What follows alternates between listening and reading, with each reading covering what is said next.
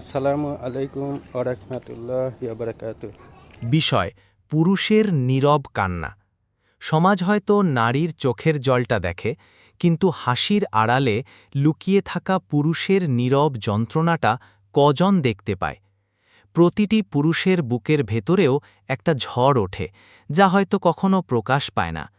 মানসিক নির্যাতন, মিথ্যা অপবাদ আর পুরুষের কাঁদতে নেই, এই সামাজিক লজ্জার দেয়ালে আটকা পড়ে কত পুরুষের জীবন। তার কান্নাটাও চার দেয়ালের বাইরে যেতে পারে না। বুকে কষ্ট চেপে রেখে সে হাসি মুখে সবার সামনে দাঁড়ায়, কিন্তু ভেতরে ভেতরে ক্ষয়ে যায় একা, একেবারে একা।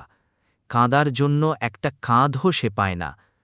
পুরুষও তো একজন মানুষ, তারও হৃদয় আছে, অনুভূতি আছে।